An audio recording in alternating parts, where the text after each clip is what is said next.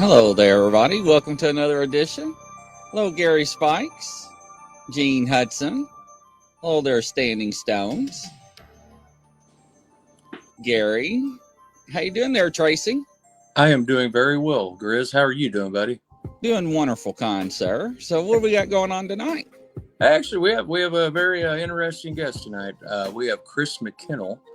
He is the founder, the director of the Warren Legacy Foundation for Paranormal Research, and he has some pretty interesting relatives and really all around a good, nice guy. All right, let's bring him in. Chris, come on down, kind sir. How you doing? Hey guys, thanks for having me. I'm really excited to be here. Absolutely. So introduce yourself. Tell everybody who you are and what you do. All right. Well, my name's Chris McKinnell. I guess the thing that people are going to find most interesting about me, I personally think is kind of silly, but I'm the grandson of Ed and Lorraine Warren. So I've carried on their work for the past 43 years. Started when I was 16. And after the first Conjuring movie came out, my grandmother and I decided we wanted to expand the mission of their work. And with my experience working overseas and volunteer positions around the world, she thought it would be a good idea for me to take over the reins of that particular organization. And that's where the Warren Legacy Foundation came to be. Awesome. That's cool. That is cool. So at 16, you worked a poltergeist case with your grandfather, Ed. Are you allowed to talk about that at all? Oh, yeah. Yeah, this one's publicly known. It's been on television and everything, so I don't have a problem sharing this one. But while we're talking about that particular thing, I just want to make it clear to everyone, when you come to the Warren Legacy Foundation for help, everything is free and everything is anonymous. I promise you that. We will never expose your personal details. We'll never tell anything that could possibly identify you to the general public. So we're there for you. But yeah, when I was 16 years old, it was August 1980, and I was terrified of the dark. I had been afraid of the dark my entire life. And my grandfather had tried to join the Marines when he was 16 and fight in World War II.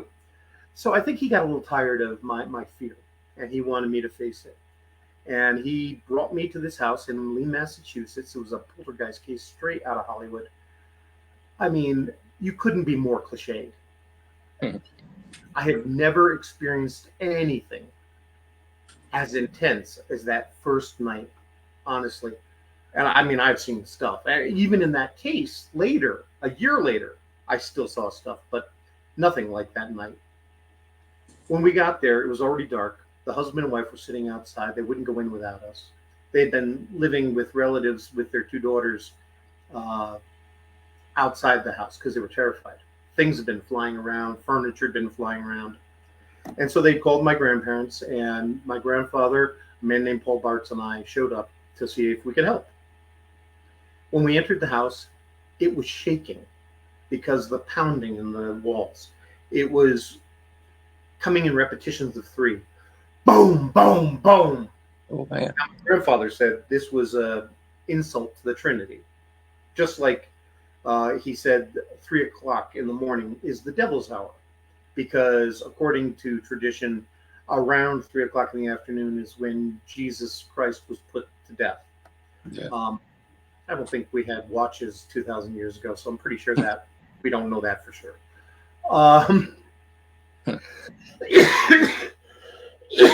Please excuse me. Anyway, so downstairs, there was a basement. I didn't go down there that night, but there was a kitchen and living room downstairs.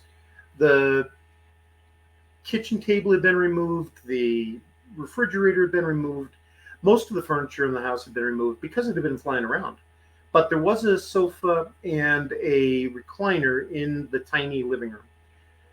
We went upstairs, and as I'm walking up the stairs, the walls are vibrating, and you can hear clawing and growling coming from inside the walls.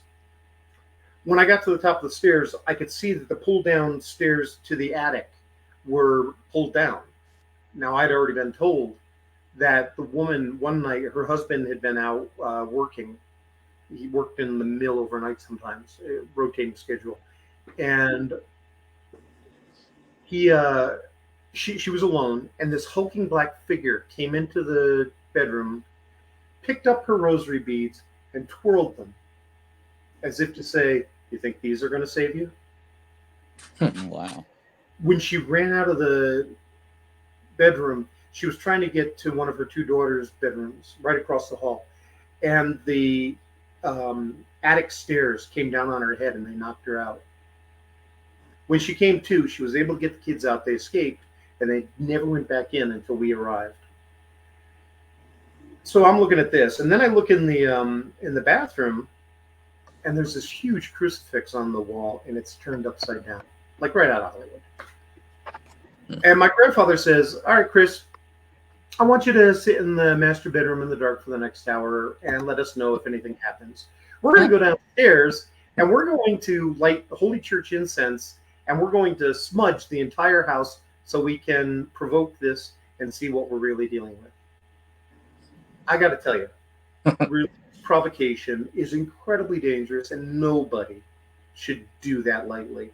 This is not something you should do if you don't know what you're doing.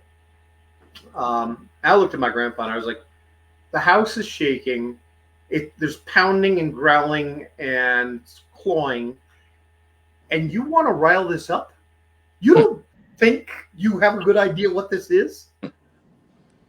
So I went in the bedroom, shaking like a leaf, terrified out of my mind.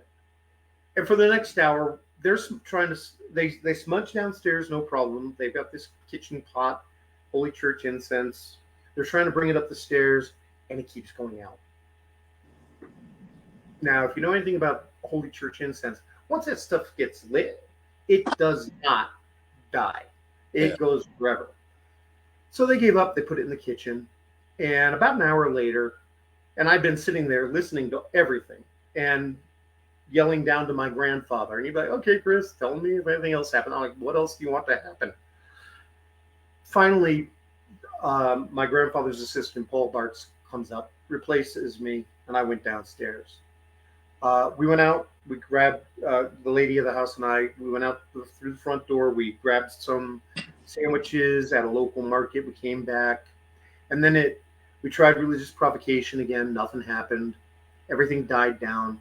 And at midnight, we were on a radio show, WTIC AM radio 1060 out of Hartford, Connecticut, with Brian Dow. It was an all-night radio show. We were going to be on the phone. And there was no 7-second delay. So a little different. But as we were sitting there and learning about everything that had been happening on this case, talking about it over the radio, at 3 o'clock, two hulking black shapes came down the stairs. Now, Paul Bartz and the husband were upstairs. My grandfather and the woman of the house were on the couch in the living room, and I was in the recliner near them.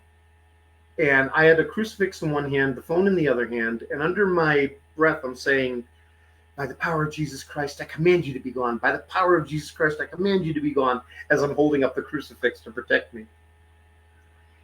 And these things come down the stairs, and we're in the dark, and you could still see them. That's how black they were. Wow.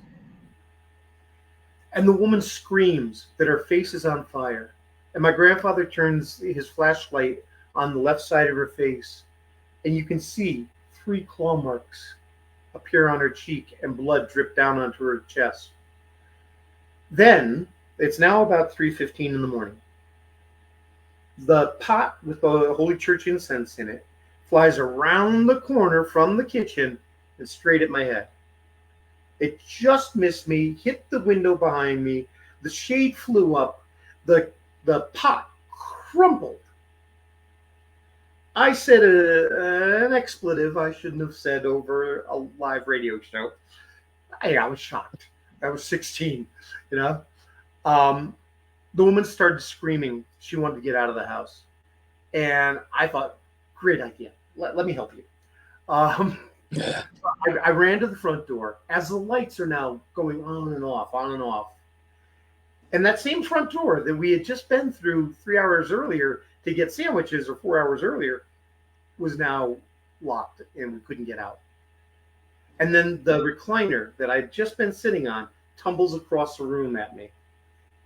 And the door opened by itself. And she and I got out. Now, one of us got physically ill. I honestly, I don't remember which of us threw up, but one of us did. And it was honestly the greatest experience of my life, because that next night I went home and I went to bed without the light on for the first time in my life. And I've never been afraid again. And I will be grateful to my grandfather until the day I die. I learned you can't fight fear. But if you immerse yourself in it, if you accept it, and if you really, really experience it, almost always you're going to find out that there isn't as much to be afraid of as what you are feeling. Your fear is the real enemy. And that's true in the paranormal world as well. It's constantly true. Man, for the first experience, that's crazy. Yeah, that's a doozer. Yeah, I mean, honestly, it's not a standalone experience. I've had well over 10,000 cases in my life. Yeah. But when people ask me what was the most intense, that's it right there. There is no other. I mean, I've dealt with possessions. I've dealt with exorcisms. I've been thrown across the room with an entire bed and my cousin in the bed thrown across the room. I have been threatened. I've had the brakes go out on my car after I broke a generational curse.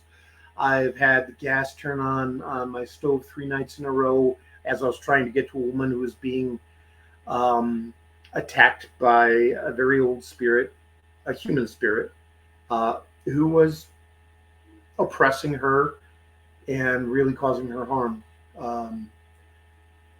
So yeah, there's a lot of stuff out there, and this should never be taken lightly. This isn't a hobby. People who treat the paranormal as a game are not taking into account they're dealing with real people's lives. You must have you must have had a lot of trust in your grandpa, because I know telling you to sit down in a dark room for an hour, right? And you got all the banging going on and all that. That shows that you did trust him and he trusted you. That gives me the creeps just thinking about it. I'm not, like you said, I'm not as afraid now as I used to be growing up, but I think that would still kind of scare me now. What about you, Grizz? Oh, absolutely, yeah. It doesn't. None of this fear, makes me afraid anymore. The only thing that scares me is like friends being in trouble, loved ones being in trouble. That scares me. When a client isn't helping themselves and they're putting themselves in danger, yeah, of course that scares me. But spirits and stuff, no. I accept samurai. I'm not comparing myself to a samurai. Samurai, though, started every single morning trying to visualize every single way they could die, so that when it actually came to that moment, they were prepared. And I have a similar way of looking at it. I know I'm going to die. I don't care about dying. Yeah. Dying isn't important. It's just a transition. It doesn't scare me at all. What's important is that I make sure that my time here is useful and that I'm doing good to help others. I accept my death. So if I get into a situation where I could be harmed, I'm okay with that as long as I'm not putting anyone else in danger. No, that's a good way to think of it, and a good outlook on it. That's really good. So I'm interested, and we're definitely going to talk a lot about you. But obviously your legacy is your grandparents. I'm curious about the age from when you first remember till when you're 16. living with, seeing your grandparents. I mean, and that room, you know what I mean? Did you ever go down there before you started having experiences where you just told, hey, I'm not going down there or stuff like that? I was locked in the museum when I was 2 or 3 years old. Ooh, Yeah. My sister, who was 10 and a half months younger than me, somehow managed to lock me in. And it was nighttime. And Annabelle had just arrived. And I just screamed my butt off. I just screamed. And luckily, my grandfather was in his office in the back. So he came running and got me out of there. But yeah. yeah, it had an effect. I mean, I think that was probably the reason I was so afraid of the dark. I remember after my grandmother's father died, um, he he and I'm told, were very, very close. My great grandfather and I, when I was young, and I used to always go to my great grandparents' house for sleepovers. But after he died, I was terrified, and I remember my grandmother saying to me, um, "Don't worry, Chris. There's no such thing as ghosts."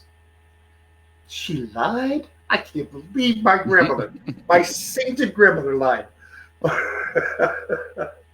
But you asked about my family and what it was like growing up. Yeah. They tried to be normal. Um, yes, I had to see the crap on the news and deal with the fact that all the kids in school were like, "Oh, you're the kid with the crazy grandparents. Yeah, you believe in ghosts." Um, but other than that, I mean, because you remember, my grandparents didn't become famous, not really famous, Yeah. um, till I think it was 72,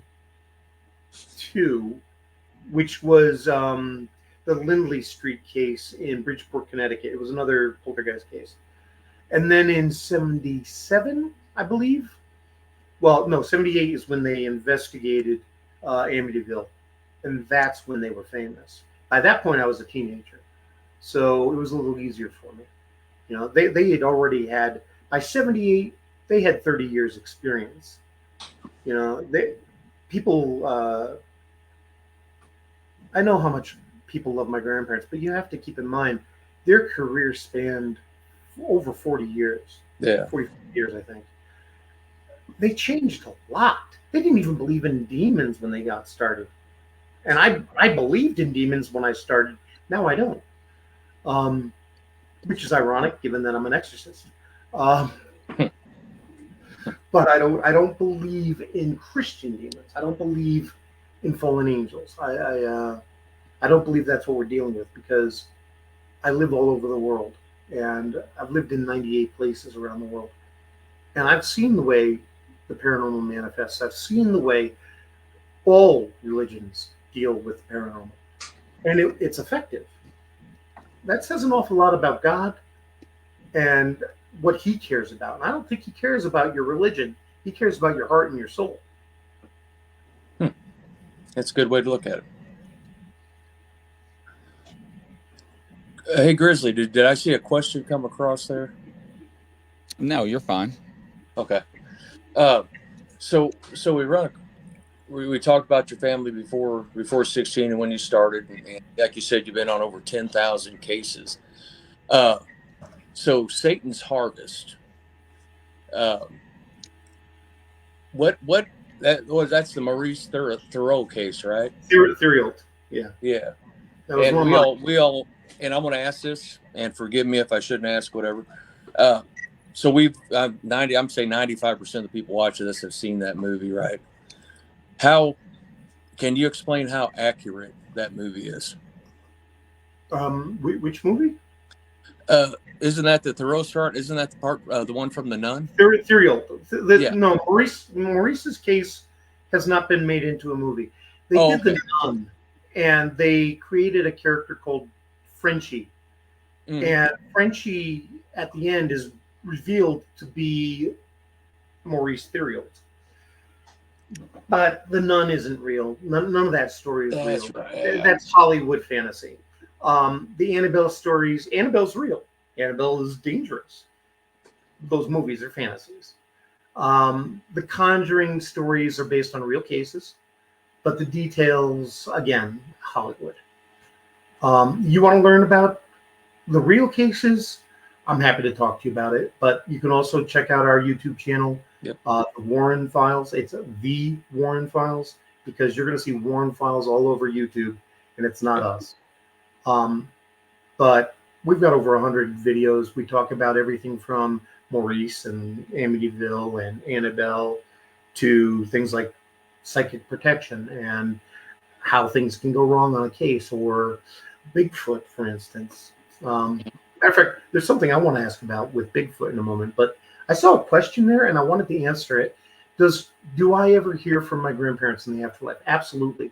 My grandmother in particular, my grandfather used to visit before she died, and then I lived with her the last year and a half of her life. I was with her the whole day, her last day, just she and I. I had bought her this little music box player, and it was programmed with her favorite songs in it. So even though she had Alzheimer's, even though she didn't remember a lot, she remembered the words to the songs and she loved them. And we were singing her favorite songs, and she looked at me, and for the first time in like 6 months, she said to me, "I love you." And I could feel all the spirits in the room.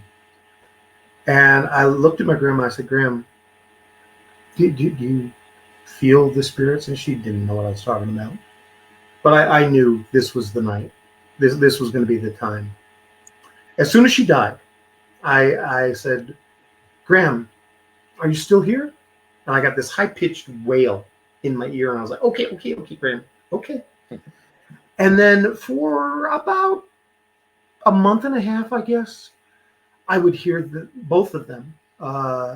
They'd come up to my apartment above the house. I would hear them walking on the landing. I would hear them come into the living room. And then my first real visit, was when I was in Scotland, and we were having an online Christmas party, and I was sitting next to a medium that I worked with. And all of a sudden, I was like, "Whoa, what's going on?" I feel them. And she looked right at me, the medium, and she said, "Yeah, your grandmother just said, 'We're here, Christopher.'" I was in San Jose in Costa Rica in a sanatorium outside of San Jose. And I was trying to help a little child pass over. They had died of tuberculosis over 100 years ago. And even though I was speaking in Spanish and trying gently to explain what had happened, the child was terrified. And then I noticed my grandfather is standing next to me, and he's got his arms folded like, "Chris, what the heck are you doing?" And my grandmother comes over from the left side, and she gets down on her knee, and she takes the child by the hand without a word and just walks it into the light, and they were gone. But they've come again and again and again. They are very active, especially my grandmother now. I think the Alzheimer's bothered her a lot, and she's making up for lost time. She's appeared. I was under spiritual attack in Paraguay, August until October, I think. I'm a skeptic by nature. I don't like to believe that I can be attacked or that anything is happening around me that's not natural.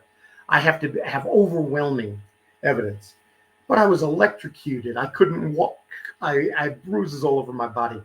Everything was breaking, and I still wasn't getting help. And finally, my grandmother appeared to 3 different psychic mediums on the same exact night and said, "Christopher's in danger. He needs help now. Let him know." And I got 3 different messages from 3 different people telling me that on the same day. And I took care of it. It immediately was gone as soon as I took care of the problem. That's cool. What is this about?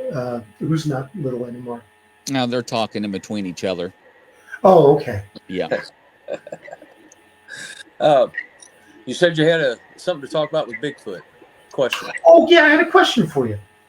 Um, I'm not at all an expert on cryptids. Not at all. I have theories. That's all.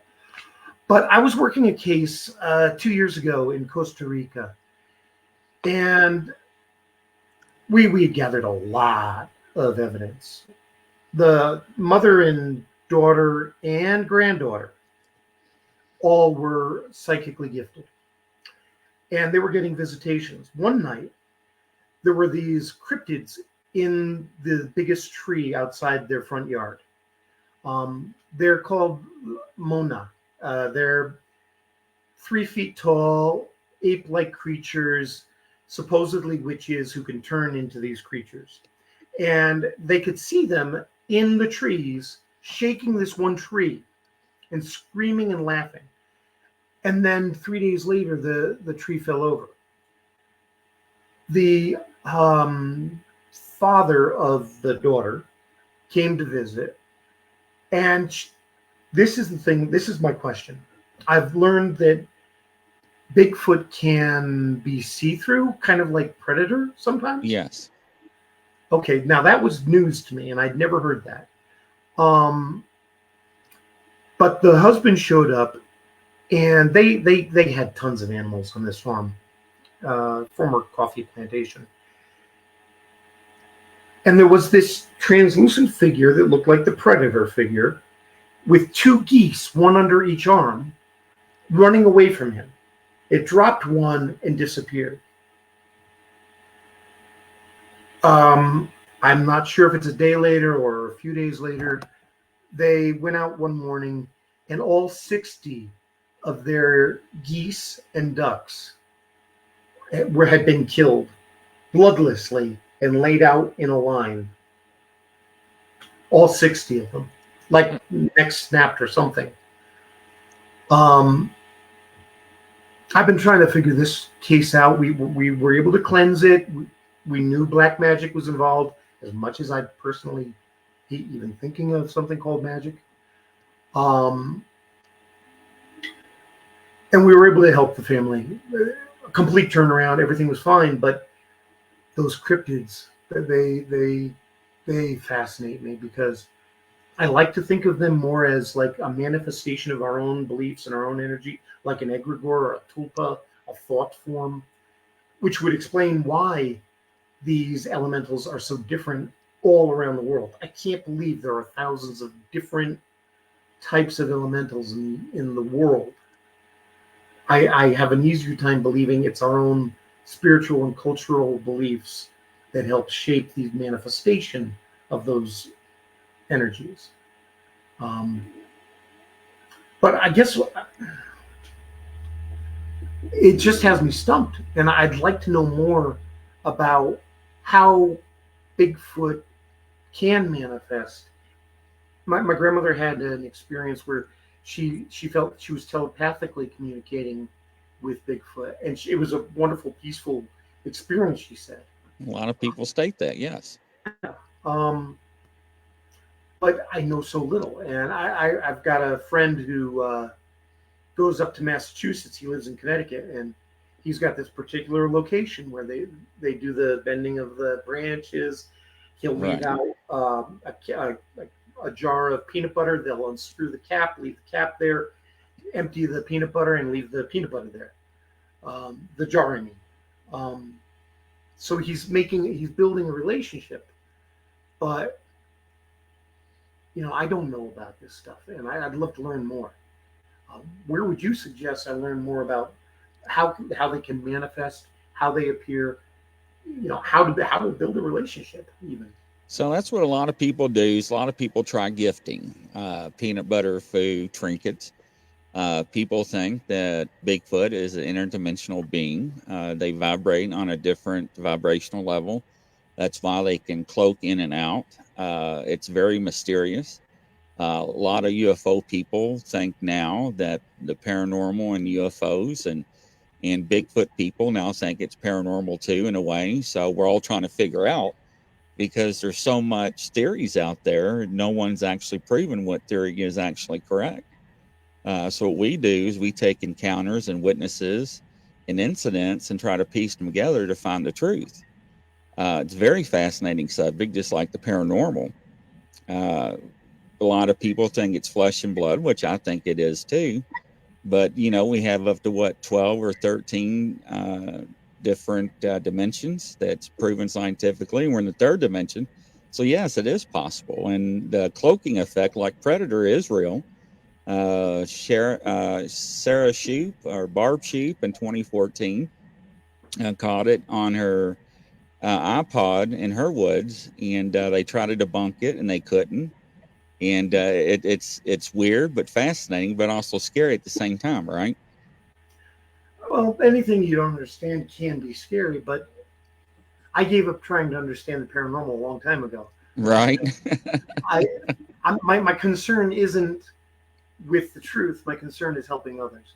Right. So, as fascinating as it is, and as much as I'd love to have the answers, we're just barely scratching the surface of reality. Yeah. You know, there are, according to NASA, there are more living worlds in the universe than there are grains of sand on Earth. And there are billions of supposedly living worlds just in this one galaxy. So, I personally can't believe that any of our religions have grasped the nature of God. God's too big. God created all of that, all of those billions of living worlds, and my mind is supposed to understand that. Faith is accepting our ignorance. At least it is for me. Um, you know, but to think that we know everything when the universe is that big, nah, that's just ego. We have so far to go. I mean, we're finally scratching the surface in quantum physics of how our minds can manipulate reality, how our minds can write reality. And this is what I'm fascinated by. I'm fascinated by quantum physics. I think when we have a unified field theory, we will start to unlock the mysteries of the paranormal. Yeah, absolutely. What Chris was talking about too, that video's on YouTube, isn't it, Chris? The cloaking. Yes, it sure is. Which Yeah. video? Yeah, the Barb Sheep video, just like the Predator, like you're stating. Yeah. Oh, then I definitely want to see that. Please send that to me. Yeah, Or send me absolutely. the name of the woman, something. It's a neat Absolutely. video. Yeah, I would like to see that bit. And I'd like to share it with my clients so they can tell me if that's what they saw. Yeah, it's hard to, like Grizz is saying, it's really hard to debunk. It looks just like the Predator. See, and nowadays with AI and digital photography and everything else, people want to send me all of their photos. Number one, I can't read the messages popping up on the screen unless I go like this. So, I'm the same way. yeah, bad eyes. People sending me photos, I'm not going to be able to determine anything. I can send it to the foundation, they can look at them. But if I don't know the person sending me that photo, I'm going to be very skeptical because it's so easy to fake these things now. Right, absolutely. And the one we're talking about was what, 2014, right? Right, Grizz? 2014. I think they had people from Hollywood try to debunk it, and people that do forensic science too, and they authenticated the footage was actual and good footage because it was not manipulated on her device. So yeah, it was pretty interesting. Yeah, that sounds fascinating. I want to definitely check that out. Thank you. So you've traveled, like you said, all over the world, and you're basically you're studying ways that the paranormal manifests itself into different cultures. What have you found to be the same in that, or have a common thing in those cultures, and what has been the most different, would you think? Human spirits are the same. Humans are humans. To me, it doesn't matter if you've got a body or you don't have a body. I'm going to treat you with the same respect. So I don't care if you're if you're a ghost or a living person. You're the same to me. They need to be treated with respect. They don't necessarily have to follow any rules that we lay down. Although, you can work with them, you can mediate with them, you can even have a counseling session with them. And believe me, I have many times. Uh, but when you get into the negative spirits or elementals, that's culturally based. You're going to get jinn in the Middle East. You're going to get Hindu demons in Hindu cultures. You're not going to get the Christian fallen angel imagery in a Buddhist household unless the family that lived there earlier were Christian and they were the ones that manifested the haunting. Then it can linger, and yes, it can present itself that way. Now you said yourself you skeptic. Oh yeah. You and obviously you've told us about your first experience at 16, and you're raised in a family that are ghost hunters that believe. I would assume that they believed with what they did. You ever Have you ever gotten so far into it that maybe you're thinking I'm 50-50 on the skeptic thing? You know what I mean? Oh, well, let me clarify something here. When I say I'm skeptical, what I mean is on every single case I go into, I first look for the normal, not the paranormal. Even though I know this stuff exists, and I do know it, and I talk to ghosts, I'm a medium myself. I don't trust psychics. I don't at all. We have specific ways we deal with psychics, including myself. Yeah. You have to be blind when you go on a case. You shouldn't know anything. You should not talk to the client and tell the client what you're feeling, because if you're feeling the wrong thing, you're going to lead them down a rabbit hole that can terrify the crap out of them. You work only with the team. You give them the information you feel.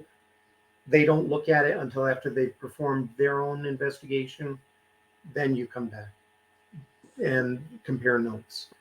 But no, I'm skeptical, but I'm skeptical about each individual case. It doesn't mean I don't believe. I do. Mm-hmm. Absolutely, I do. Makes sense. Yeah, definitely. Before I go too much further into the Warren legacy, I'd like to know what you hear about your grandparents, you hear about you. What, if you don't mind, if I'm not getting too personal, what were your parents like? What did they think about all this?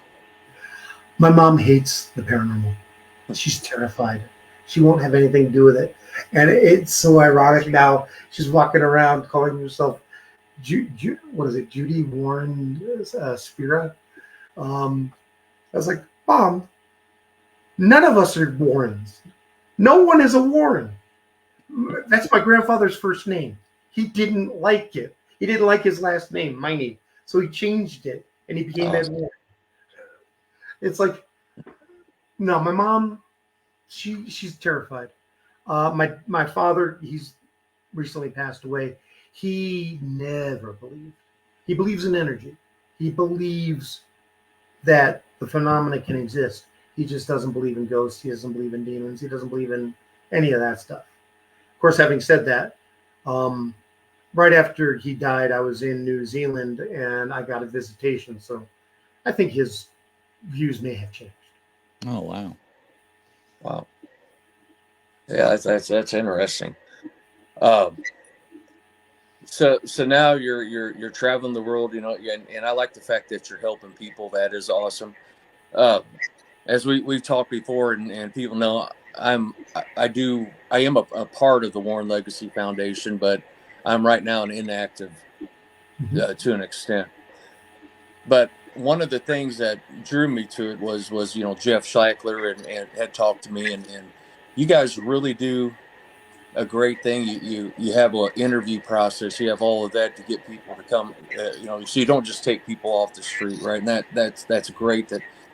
And when I was talking with him, whenever I first started doing it, there's a lot of factors that maybe people don't realize that you have to consider when you're going to visit. And I'm not diving into any particular cases or anything like that, but it's just common sense stuff that some people might not really think about. It could be drugs that are causing a person to feel the way that they're feeling, to see the things. It could be alcohol. It could just be a mental, maybe a Domestic mental disorder. abuse, past trauma. It could be high EMF readings where they're sleeping. It can be so many natural explanations that have to be ruled out. And before we go into a house, we have to make sure it's a safe location. I've been in a lot of locations that were not safe because it was before we had a process. Years and years and years ago, you'd walk into a house and you'd be like, "What am I doing here? This is not a safe location." And now we ask, do you have uh, firearms in the house? Do you have drugs in the house? Are you using? You know, Yeah. do you have any mental diagnoses that we need to know about?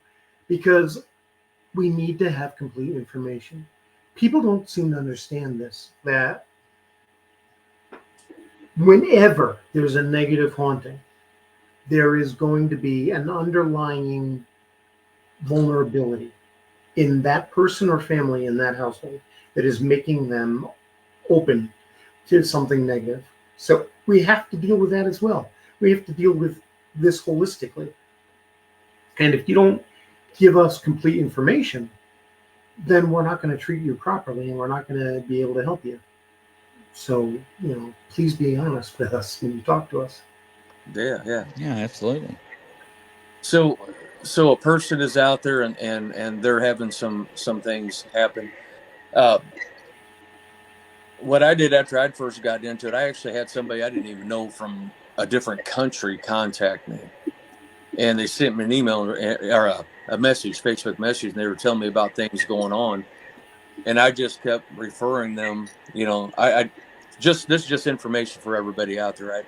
So I got a hold of the regional manager in my area, and they reached out to this country, to an area there that actually had the Warren Legacy Foundation, because you guys are worldwide, and Yep. they were able to get a hold of that person. I didn't go into it anymore after that. I did my part, got it to where they could get help. So what I suggested her is the exact thing I'm going to ask Chris to suggest. Uh, what's the process for them to be able to get a hold of the Warren Legacy Foundation? What paperwork, stuff like that? Well, the best way to do this, go to our website, warrenfiles.com, warrenlegacyfoundation.com, both work. Um, Hit the contact us link. There's a request help link on there, both in English and in Spanish. So you can ask for help, and we're more than happy to help you. Again, free, confidential, professional help. We've got doctors, we've got lawyers, we've got therapists, we've got engineers, we've got people from every walk of life. But as you mentioned, we are very careful Yeah. about who joins the foundation because our clients come first. We're here doing God's work. We're here helping people.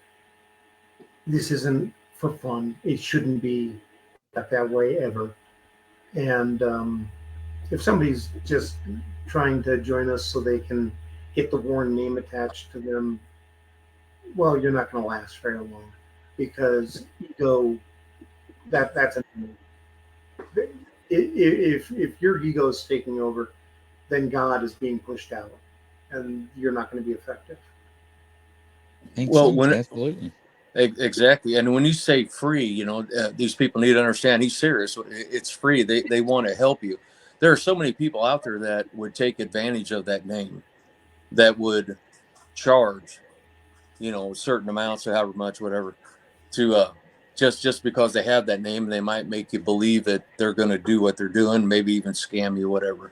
So it's good that he's a good person and does that.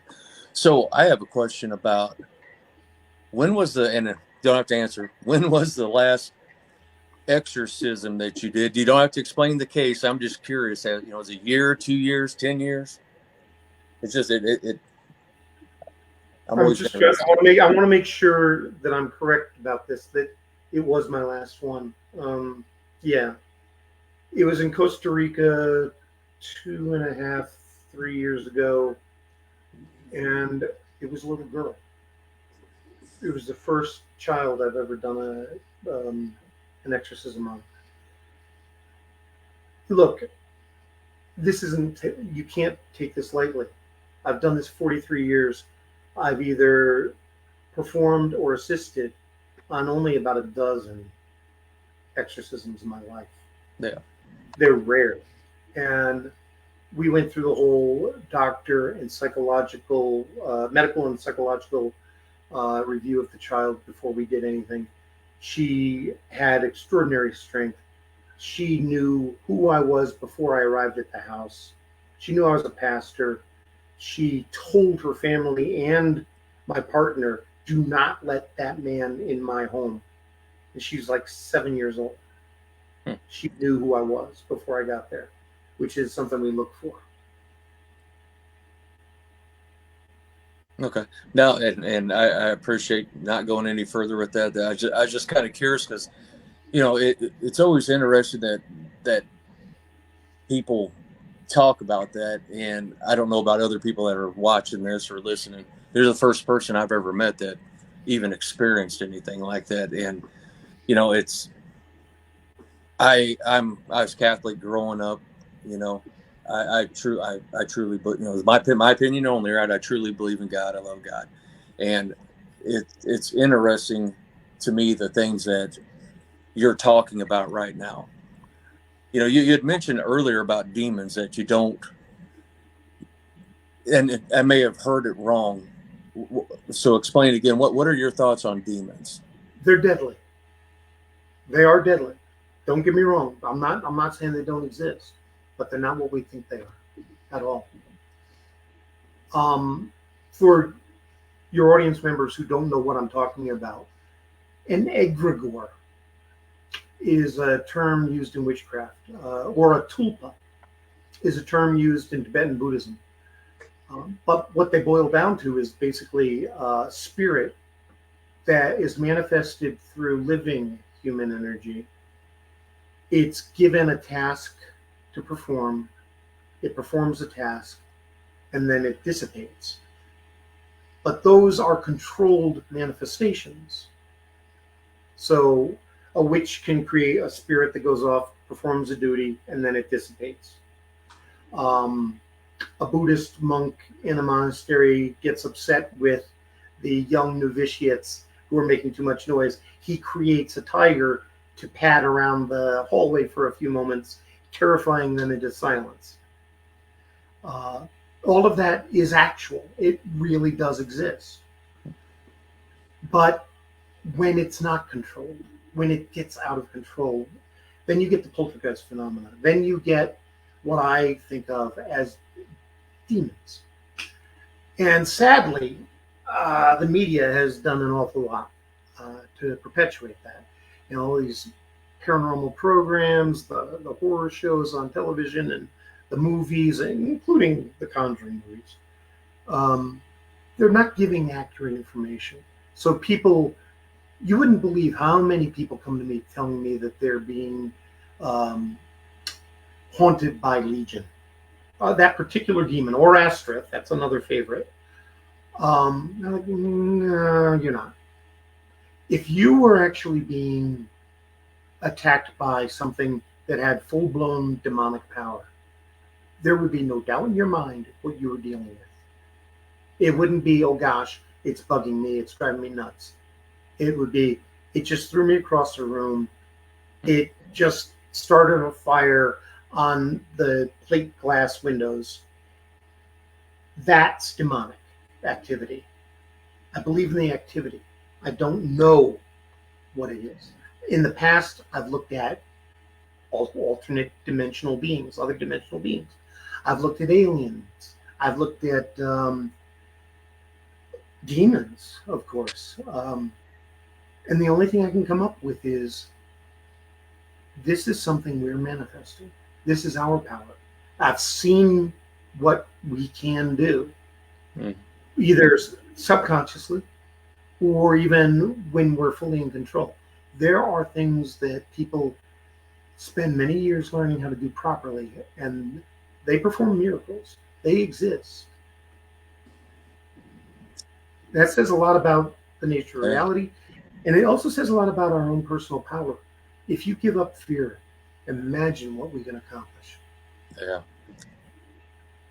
So you said earlier that you and your cousin got pushed across the room on a bed. Oh, not exactly, no.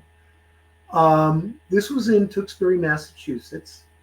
I'd been working this poltergeist case at the same time I was working the Maurice Theriault case. Matter of fact, both of those cases were sort of resolved the same day. But there were 4 children, I believe, in the house and the mother. And things were flying around, windows breaking, all sorts of stuff.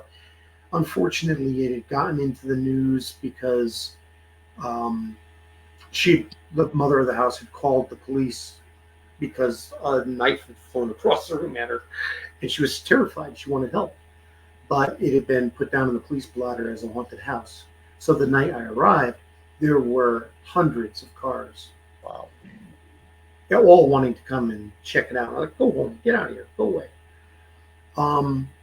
But after we took care of the case with Bishop McKenna, we did a complete cleansing. Everything stopped, and it had been a bad case. 2 years later, I'd been in touch with the family the whole time. They invited me back with my cousin for an overnight stay, and we agreed. And one of the kids had to give up his bed for us, the 10-year-old.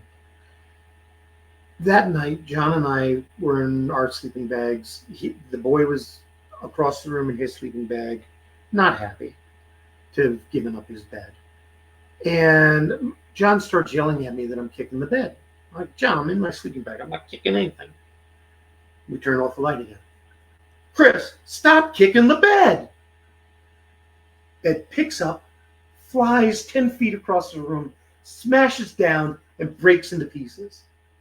And that, 2 years after all of the poltergeist phenomena ended, that was an example of a 10-year-old kid who had tapped into the energy that was still in the house and subconsciously used his anger to throw us across the room. Not one thing, not one other type of phenomena ever took place in that house again. It was just that one incident after 2 years. I'm glad you explained that, because I was thinking maybe, you talked earlier about demons throwing stuff. I thought maybe that was it, but that was his manifestation. What do you think about that, Chris? Not that particular one. I've been stabbed. I've been burned. I've had lots of other things by these negative entities. Yeah. Chris has got his holy water with him, and he's got a whole package. Yeah, I have my grandmother's. I have my grandmother's rosaries with me always. They're over there. Well, what do you think, Chris? Yes, absolutely. It's been fantastic. We're gonna have to do this again. Unbelievable. So how does everybody Absolutely. sign up to get help again? Let's make sure everybody knows how to reach out to the foundation.